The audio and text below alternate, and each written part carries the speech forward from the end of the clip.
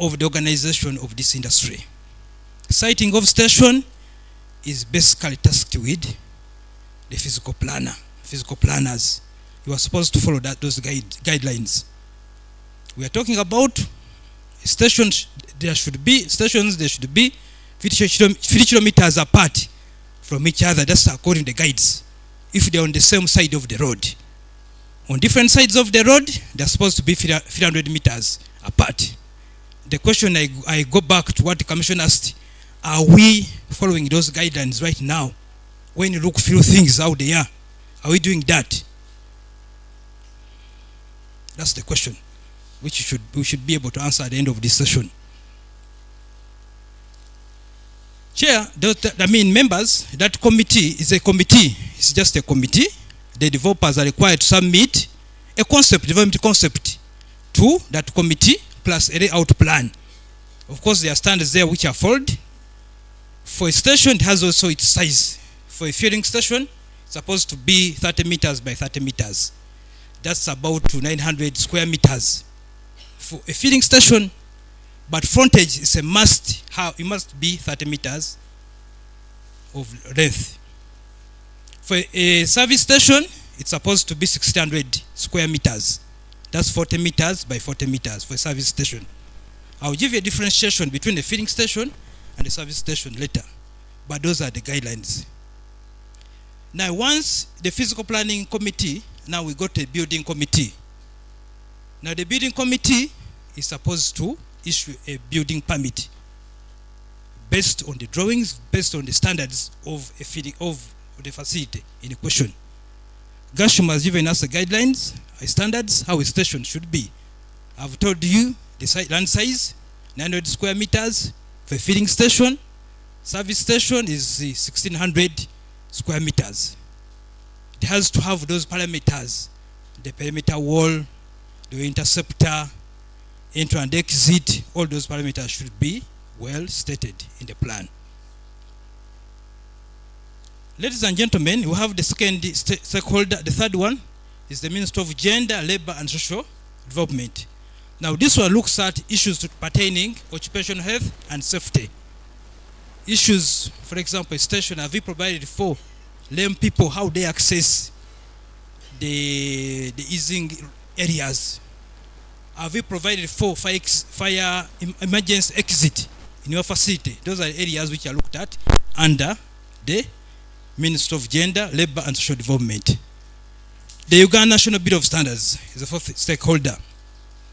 Now, this one, my colleague has told you to look at standards in conjunction with the lead agency. So we make these standards, we consult each other, and then they develop standards which guide us in the process of licensing. Ladies and gentlemen, the National Environmental Management Authority.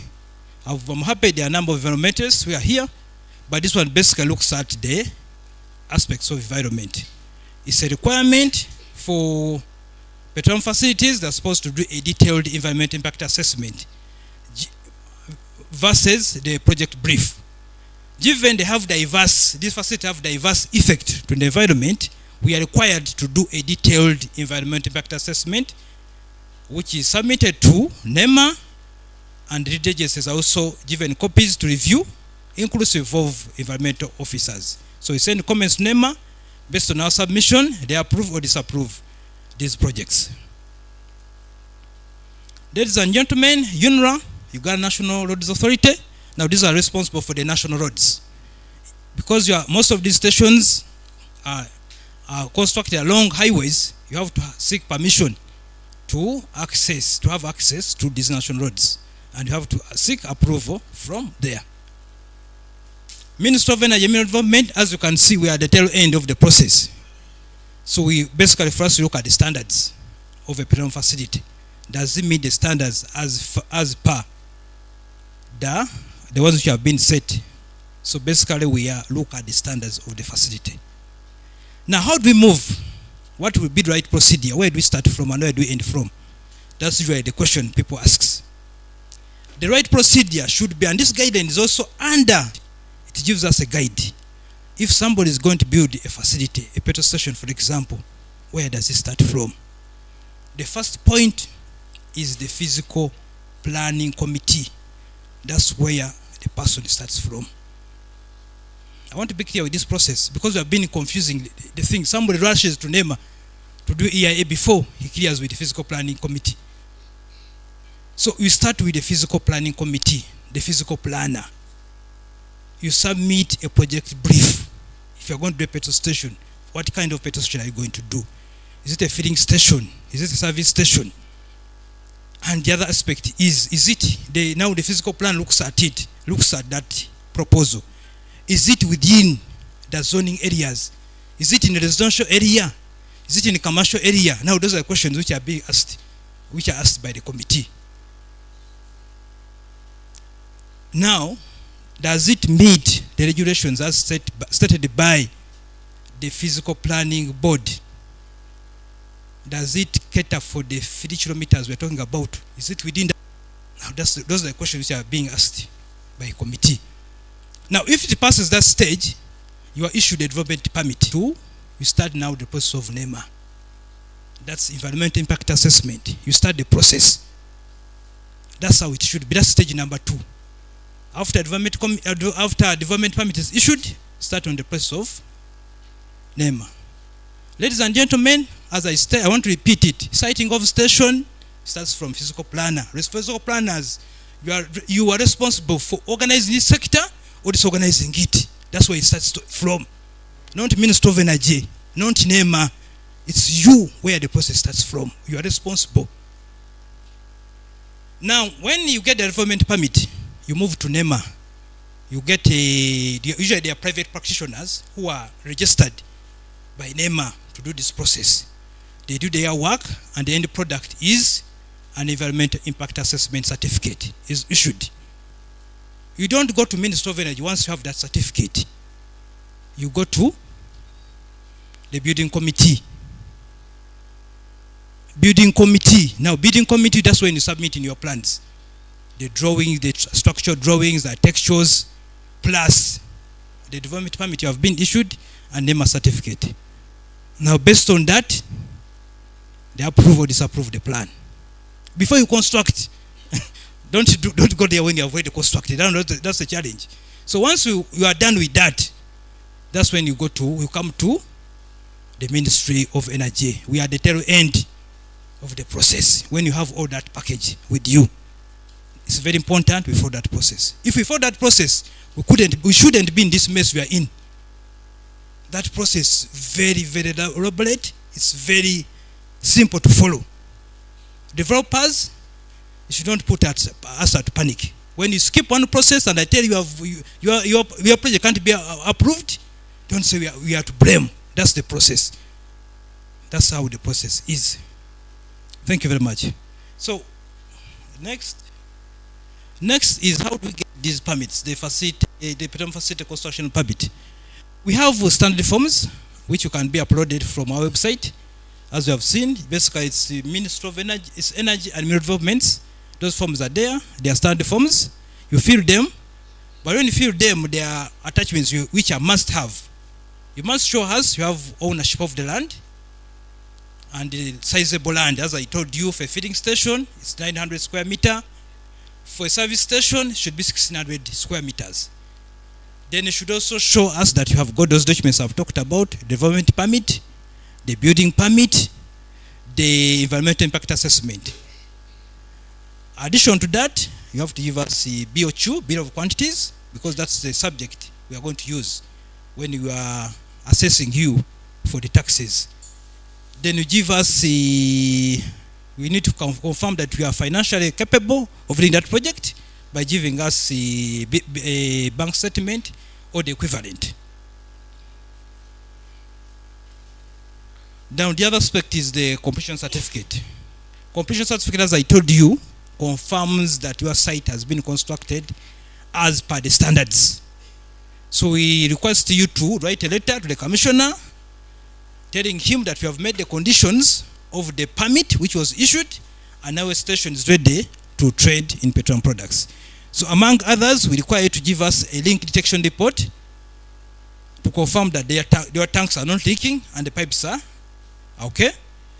Then also you give us the engineer's practice certificate. The person who did the works should confirm that he did the works, and the works is done to his satisfactory. Then you give us also colored the photos for the stage, for the project. We don't want to waste time. For example, we are based in Entebbe, so we are supposed to travel up to Arua here, but before we travel up to here, we need to confirm using pictures that your station really, at least it has minimum requirements from the picture. After looking at the pictures, we can see some that meets some standards before I dispatch a team to do inspection. Ladies and gentlemen, the last one is the operation license, which is the last one. It basically covers those aspects. Issues to do with exportation, surface transportation, storage, wholesale, retailing, is the operating license. Still the same thing. We are given a form from the website which you fill and submit with these other documentations. We need to provide us that your company is registered with registrar, Uganda Service Registration Bureau. You should show us that you have been compliant regarding taxes by giving us a URA tax care certificate. Should also confirm to us that you have access to a third-party depot if it's not a station, so that we are sure you're going to maintain the 14 days required days for stock. Then you should also give us a business plan to show how you are going to do your business. And in addition to that, you should provide us with passport photos of directors and their contacts for traceability, if in case there are issues regarding security and others. So we usually trace where it's necessary. Now also you have to pay some fees, which I will show you the applicable fees later. Now these are the fees applicable. For importation, that's 3 million, that's valid for 10 years. Exportation is 1 million. Then basically for petroleum facility construction permit is basically 0.1% of the total project cost. For example, if you are building a station and your BOQ, bill of quantities, are talking about 500 million shillings, you pay minimum fee of 500,000 shillings for construction permit. Then for a license to retail, you pay 1 million. That's the business license. That's valid for 5 years. Somebody was telling me these fees are still minimal, they are still little. We are making revision so that we revise them. We increase them a bit. That has been the argument by some stakeholders. Chair, ladies and gentlemen, I'm going to look at these other issues which have been really appearing in our discussions, in previous discussions. Issues to do with transfer of licenses and permit is a requirement for anybody transferring or changing when stations are changing hands. For example, today the company is called Chibulia and Sons Company. You are changing it to Chibuka and Sons Company. You need to get certification, approval from the commissioner. You have to apply for transfer of license or permit. You don't just go from Chibulia and Sons Company to Chibuka without any permission. So you need to seek permission before you operate such facility. In fact, I'm being told in field marking, people, when a station has issues, for example, has failed, the product has failed, usually stations, they rebrand them, they change names from X to Y so that they invade the process. So that's what is happening, but it's illegal. So you need to seek permission before a station changes hand. Major modification, if you are doing major modification of a station, you are moving from a filling station to a service station, you are required to seek permission from the commissioner. You are modifying a station, you are removing tanks from for example 10,000 capacity to 60,000 capacity. You need to seek permission from the commissioner by writing to him. Ladies and gentlemen, decommissioning is the same process. I've seen, as I was coming to Arua, I saw a station called the Hub. Somebody has left the station as it is. It was not decommissioned. It's there. So it's a crime to leave a station and just to go away. You need to do a decommissioning process. You have to decommission the process. That process should be guided by the commissioner. Ladies and gentlemen, the petroleum filling station vis-a-vis service station, I forgot to put there vis-a-vis single pumps. I say in the regulations of petroleum, we don't have single pumps. You either have a filling station or a service station. The question is, what's the difference between a filling station and a service station? A filling station, we are looking at handling petroleum products, selling all petroleum products. Petrol, diesel, kerosene, LPG, that's a filling station. A service station, in addition to giving you fuel or selling fuel, it does other compatible businesses. I mean compatible. Not all businesses are compatible with the fuel business. Compatible, I'm talking about, for example, a supermarket, a restaurant, what else? Service bay, not a hotel. I've seen some which have motels. That's illegal. That's not a compatible business because it puts the safety at stake. I've seen some people staying even at the station. It's like their home and business. That's illegal. That's not acceptable. So I'm talking about compatible businesses. That's when you go for a filling station, for a service station. And when you're upgrading from a filling station to a service station, as I've told you, the land requirements for a filling station and a service station are different. So that's why you need an approval from the commissioner before you upgrade. Ladies and gentlemen, renewal of licenses. These licenses expire, I've told you. A retail license valid for 5 years. You need to seek renewal 3 months prior to its expiry date. And once you apply within those dates, 3 months prior to its expiry, that's what you call renewal. But if you come after that period, you are a new applicant. That's what happens. Now, if you come from within the 3 months period, you pay half the fees according to the law. You pay, for example, 1 million. It's 1 million for 5 years. Now you pay 500,000 for 5 years. But in most cases, people come after it has expired, and you pay. We look at you as a new applicant. Trading licenses to petroleum facilities by local authorities. That one has been a big argument. Filling stations are not required to pay trading licenses. By law, they are not. It was revoked under this Petroleum Supply Act. Now we have challenges. Local governments are charging these guys trading licenses. For filling stations, I'm talking about filling stations. For service stations, because you have additional services, you are required to pay trading license for those additional services, but not for filling station, for filling petroleum products. Ladies and gentlemen, I will summarize the challenges we are facing. Challenge number 1, people are not aware of this licensing regime, but we have done our best. This is the second time I'm here. We are sensitizing people about this process.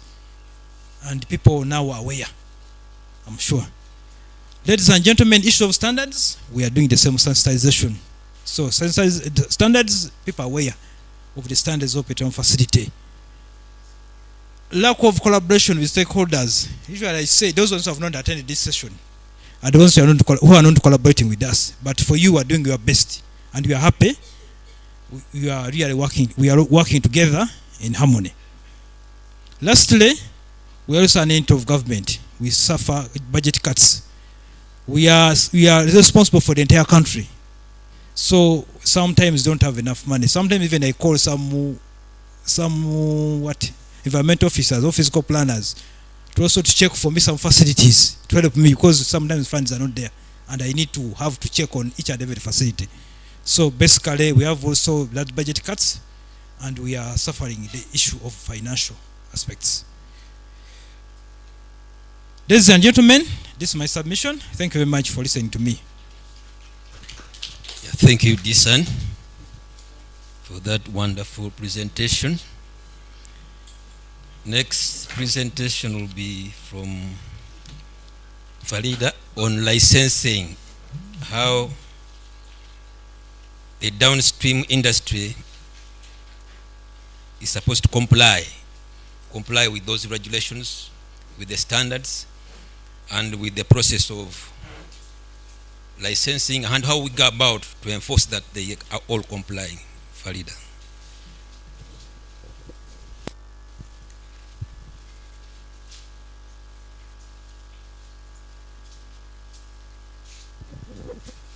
Good morning, ladies and gentlemen, once again. Yes, my name is Farida Nakaiza. I'm the Principal Petroleum Officer in the Petroleum Supplies Department, and I'm here to take you through what we do in enforcement, basically.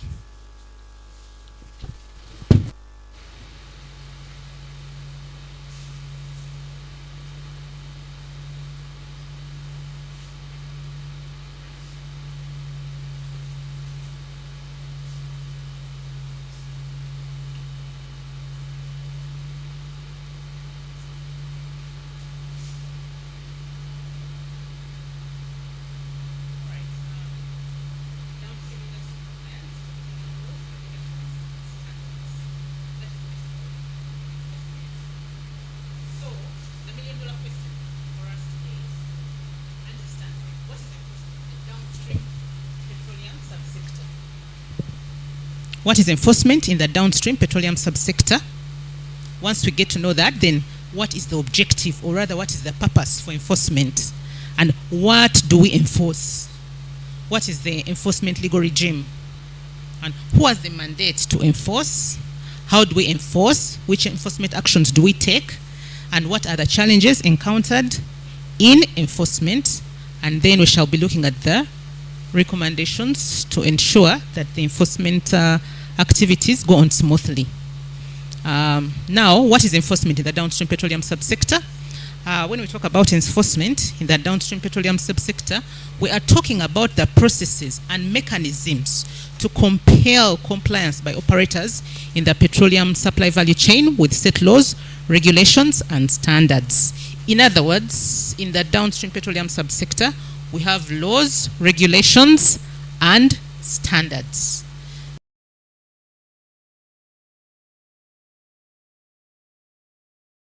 (2003) as amended.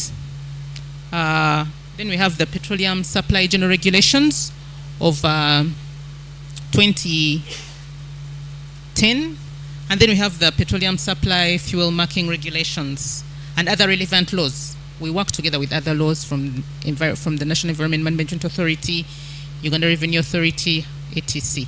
But for us specifically in the ministry, we look at enforcing the Petroleum Supply Act, the regulations, and the fuel marking regulations. So, what is the objective of enforcement? One of the objectives is to ensure compliance by the participants in the petroleum supply chain with the set laws and regulations. In other words, if you intend to carry out any activity in relationship to petroleum products supplies, you have to comply with the set laws and regulations. And if you're an operator, our role will be to ensure that you comply with all the laws and regulations as specified in those acts and regulations. Secondly, is to ensure the other objective is to ensure public safety and protection of the public from harmful incidents that may arise from irresponsible operation of petroleum activities. Why we want to ensure that the operators comply is to ensure that, because the petroleum products that you're dealing with are highly inflammable, they're hazardous if not well handled. They can cause harm and danger to the lives of the people and their properties. That is why when you open up a facility in regards to petroleum products, we require you to comply with the standards and regulations as our colleague has taken us through the standards that you're supposed to comply with. So we come to check, are you complying with the laws and regulations and the standards that have been set? Because if you don't comply, you're presenting a risk to the general public and their properties. Because there may be an outbreak of fire if you're mishandling the operations, if you're not complying with the standards and regulations. So for us, we want to ensure that the public and their properties are safe. And thirdly, to ensure fuel quality and verification of quality, quantity, and standards at the retail stations.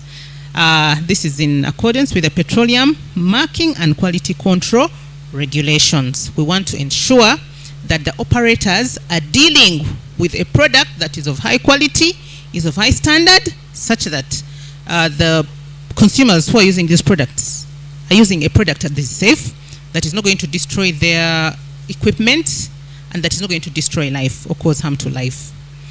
Then we also want to ensure to eliminate unfavorable business practices that compromise petroleum standards, and also to promote fair competition in the petroleum market.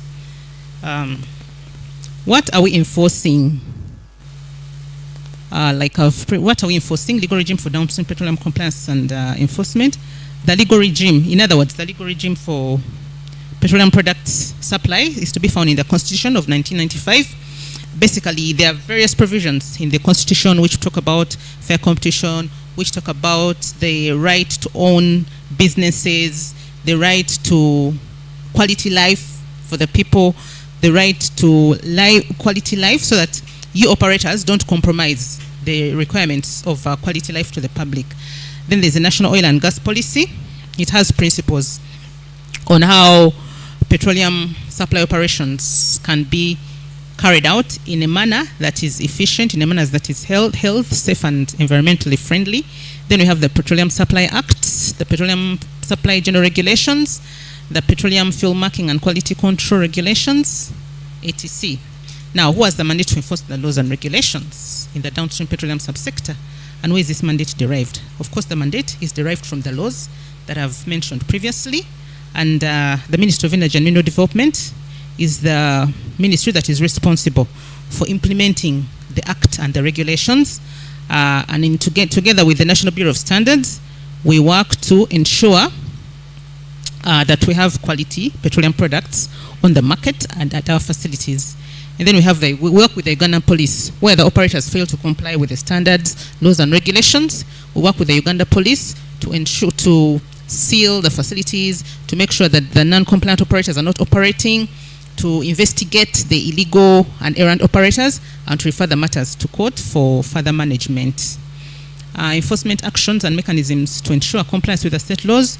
We have a number of enforcement actions. One is to require whoever intends to operate any business in regards to petroleum products that they will have to acquire a license from the Ministry of Energy and Mineral Development. This is one of the compliance tools. Then we also undertake monitoring and inspection. Once you've acquired this license, we shall monitor you and inspect to establish whether or not you're complying with the state laws and regulations. And we shall inspect to see if you're complying with the state laws and regulations. Then we shall also seal the facilities or pumps if we find that you're not complying, and then refer the matter of non-compliance to police for further management. Then if the matter is referred to police and they investigate and establish that actually you've not been complying with the state laws and regulations, they'll refer the matter to court for further management. You'll be prosecuted, and if convicted, the Act prescribes sentences.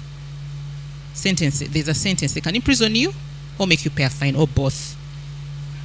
Then we can also serve a warning. If, for example, the operator is a first offender, we can warn you and say, please, there are these rules and regulations. Some people claim ignorance. So I wasn't aware of the Petroleum Supply Act. I'm not aware of the fuel marking regulations. I'm not aware of the regulations.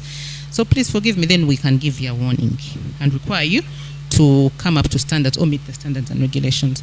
Then if you're errant, you've not taken heed to the warning, we can also cancel and revoke your license. That is if you acquired one. We can cancel and revoke your license. Then at a later stage, you can also decommission the non-compliant facility. Decommissioning meaning we require you to remove the equipment or facility that you set up without complying, or you set up a facility but you're not complying with the standards and regulations. Then we can require you to decommission the facility. Of course, there are a number of challenges that the ministry encounters when trying to enforce. One, continuing and rising non-compliance by operators despite the available enforcement strategies. Of course, I think the business is very profitable. It is, looking to be very profitable. So many people come up, open up facilities without acquiring the necessary licenses and permissions from the relevant institutions. And this country is very big, and the ministry has not very many staff to inspect, monitor, and enforce in each and every part of Uganda. So there'll always be non-compliant operators. you warn them, they don't take heed, you know, that's a challenge. Then, of course, there's inadequate funds to ensure more regular enforcement. We cannot be everywhere, in every part of Uganda at any one time to ensure that there are no non-compliant operators. So while today we are in Gulu, people in Arua will be non-compliant. When we come to Arua, we stop them because we are lean on ground. When we go to Mbara, the Arua people, you know, will do the vice again. So, and also ignorance by the stakeholders about the relevant laws and regulatory compliance requirements. Many of the operators are ignorant. So, in fact, we thank UNBS and the ministry for coming up with this initiative, because it enables us to somehow sensitize the public about the requirements of compliance in the petroleum, the petroleum downstream subsector. It's one of the ways that we get to unlock your ignorance, the ignorance of the various stakeholders, so that in future they comply. Then recommendations, we shall keep on praying for increased funding to enable more regular inspections and enforcement, so that we stop, you know, like when we arrived in Arua town yesterday, we found the whole street, many streets, people were selling petroleum products in bottles, jerrycans. Even like in heavy traffic, I saw a man carrying a jerrycan to a border, like almost in the middle of the road, to fill that border with petroleum products. That is dangerous. There can be a very disastrous fire outbreak. Then, yeah, we also recommend increased sensitization drives among stakeholders. Let us not stop at this. Yeah, we should be more creative and innovative in as far as increasing the sensitization drives for stakeholders in the sector. With those few words, I beg to end here. Questions are welcome. Thank you. Thank you, Farida. We are left with a few presentations, but at this juncture, I would like to pause for a break. We take a health break, pick a cup of tea, coffee, before we proceed with our program. We are doing well with the time, but we need to refresh ourselves with some tea. Those who came from very far, very early, you traveled, we need to calibrate our stomachs and our brains. Thank you so much. We give you 20 minutes, then we shall be back to proceed with our program.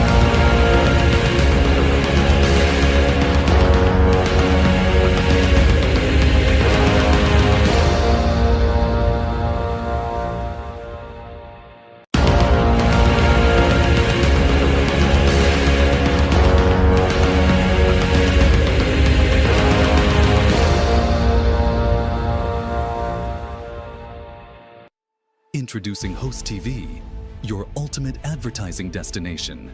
Get 50% discount offer today. Elevate your brand with Host TV. Available on YOTV, Afro Mobile, and Host Media app. We offer commercial advertising, live event broadcasting, streaming service, social media marketing, publication on dailywestnile.info. We are Host TV. Connect with us on all social media platforms. Host TV, exploring.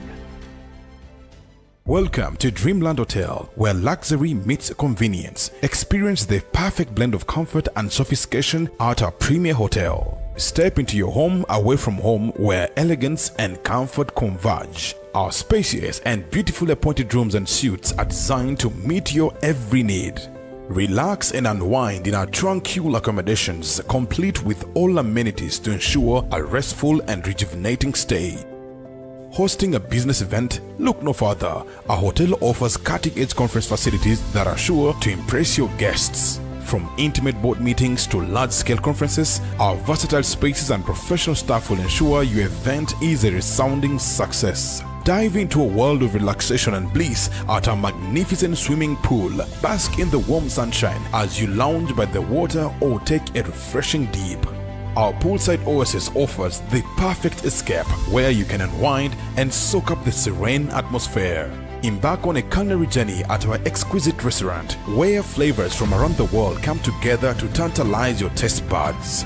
From gourmet delicacies to local favorites, our talented chefs create culinary masterpieces that will leave you craving for more.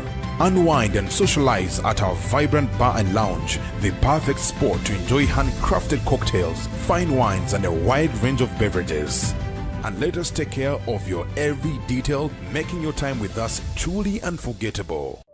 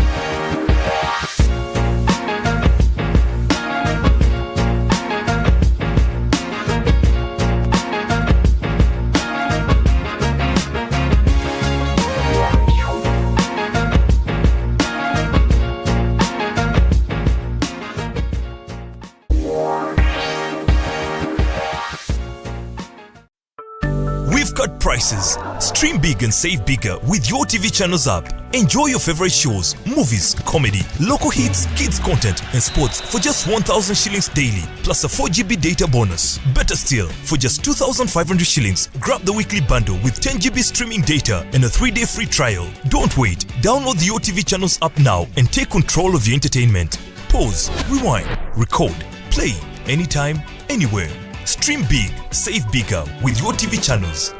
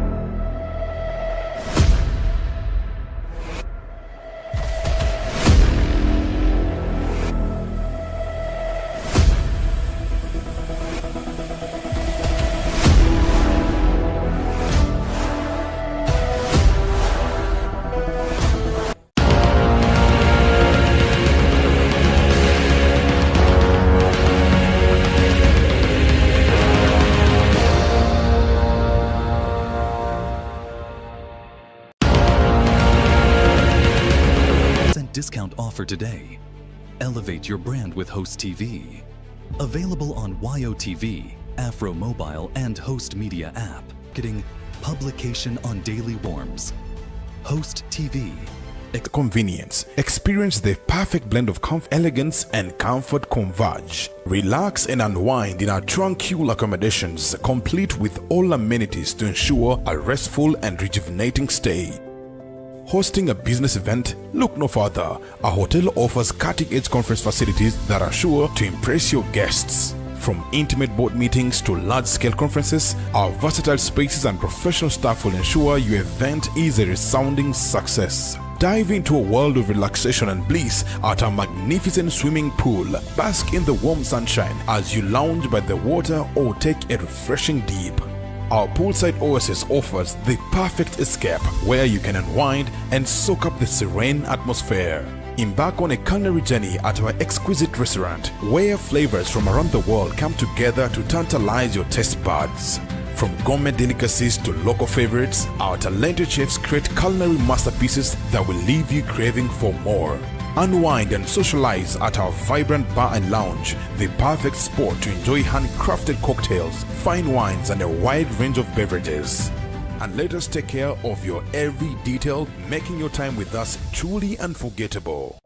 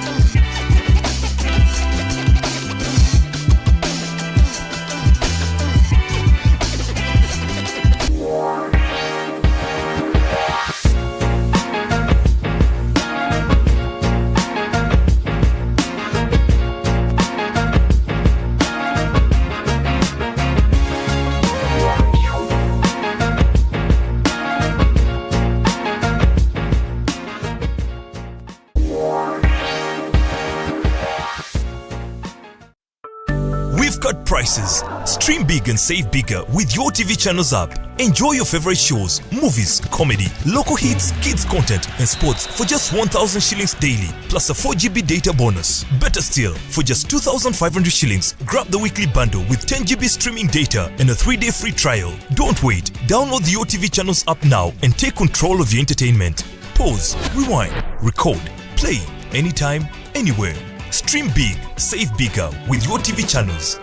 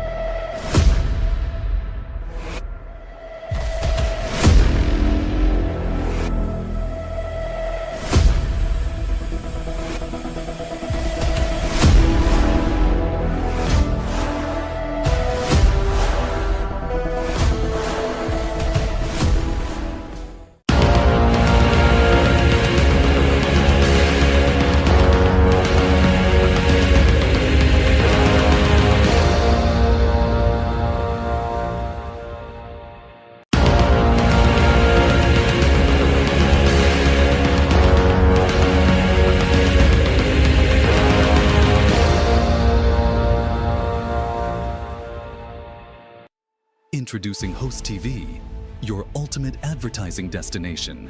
Get 50% discount offer today. Elevate your brand with Host TV. Available on YOTV, Afro Mobile, and Host Media app. We offer commercial advertising, live event broadcasting, streaming service, social media marketing, publication on dailywestnile.info. We are Host TV. Connect with us on all social media platforms. Host TV, exploring. Welcome to Dreamland Hotel, where luxury meets convenience. Experience the perfect blend of comfort and sophistication at our premier hotel. Step into your home away from home, where elegance and comfort converge. Our spacious and beautifully appointed rooms and suites are designed to meet your every need. Relax and unwind in our tranquil accommodations, complete with all amenities to ensure a restful and rejuvenating stay. Hosting a business event? Look no further. Our hotel offers cutting-edge conference facilities that are sure to impress your guests. From intimate board meetings to large-scale conferences, our versatile spaces and professional staff will ensure your event is a resounding success. Dive into a world of relaxation and bliss at our magnificent swimming pool. Bask in the warm sunshine as you lounge by the water or take a refreshing dip. Our poolside oasis offers the perfect escape where you can unwind and soak up the serene atmosphere. Embark on a culinary journey at our exquisite restaurant, where flavors from around the world come together to tantalize your taste buds. From gourmet delicacies to local favorites, our talented chefs create culinary masterpieces that will leave you craving for more. Unwind and socialize at our vibrant bar and lounge, the perfect spot to enjoy handcrafted cocktails, fine wines, and a wide range of beverages. And let us take care of your every detail, making your time with us truly unforgettable.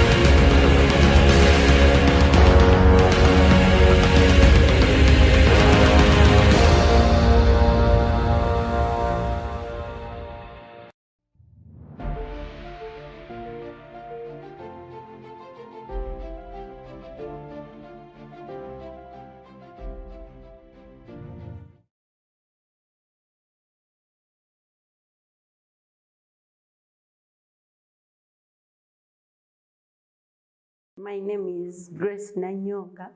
I'm commonly known as the fish girl because I started fish when I was still a child and I nicknamed that name, but I love it. My business name is Grana Fish Supplies Limited. I'm the proud owner of Grana Fish Supplies Limited, Grana Fish Nyonga Fish Supplies Limited. It's been around for the last 15 years. We fry mukene, specifically cleaning other things from the lake, so we sort them out and also get to know the sizes that we want. We sun dry it for a day, up to, not really a day, from around 9 up to around 3, and then remove it, put it in airtight container, bring it here to production, then leave it in perforated container so that it can have it aerated and immediately fried. That's how we come up with this. We put in a bit of salt. We put in a bit of salt to add to taste. Like school, S5, S6, campus, as doing this, but I needed it to grow. That was my vision. Yes, first I was looking for the village of the poor people, and as a child I said I need to change this history because how long from Mukene, but we were selling, but I wanted it to be a company in my head. I've had people along the way, mentors tell me, you can improve on it, you can do this. I went for training in food processing to learn how is it packaged, how is it labeled, what is its lifespan, how do we handle it, how is it handled, what is its spoilage? Because I would see people with mukene, so I would say, how do I improve on it? And the best people to go to was UNBS, not any other person. And in a way, when you buy the standards, they automatically guide you. When you apply for the QMA, you go in the resource center and first buy the standard of that product you want. So it is that standard that is like a Bible to follow. And in a way, we changed almost everything, how we were operating. I'll give you examples. Before, we were not recording, for example, the parameters of our raw materials. What is it that you look out for to say that, okay, this mukene is good? So with the standard and making standard operating procedures, developing standard operating procedures, we had to put parameters that are standard Is the mukene still having the silver lining? Is the mukene still having the color? What color does it have? What is the smell? How does it look? So those things all we had to go through them. That was our first. And then the other was on how we handle it. We needed to buy these other equipments to use. Before we were not using these ones. We would maybe get a kutia or chivera, something like that. But now we are using perforated containers, we are using trays, we are using airtight containers to avoid contamination. And this is mainly also helps to handle. It's a standard under handling and spoilage so that it doesn't get spoiled. And then the premises themselves. We needed, for example, fry traps to be put in the windows. The windows are not supposed to be like windows for home, just. So you put that, we had to put that behind. We needed to put a reception, changing and bathing area. Before, we came when we have bathed, but here we have to bathe again, we have to change clothes, we have to wear our protective gears. I even didn't know that this kind of PEs were available in the market. But because we are following the standard, you end up looking for them. You forcefully look for them where they are. We also changed our sorting table. Before we were not using these stainless tables and equipments. We were using a chiyua. But right now, we had to put in money and get proper equipment, proper working tables that are food grade, that are stainless, that are good for people. Then also for the weighing scale, we actually used to cheat ourselves because you're not calibrating the weighing scale, you don't know whether it is giving more or less. But now, because it's checked, it's digital, there you're able to tell. It can tear the container size, or it can tear these other ones, and then you get actual. And we also work with precise systems that checks on us. If it has a problem, they are on call. How to wash them and take record. Another thing we changed was on labeling. The label also changed. Before we used to put mukene snack, but there's also a standard of labeling, and that one guided us. First of all, put the brand name, and then put the name of the product, scientifically and how everyone understands it properly. But all that information was got from the labeling standard that was given to us by UNBS.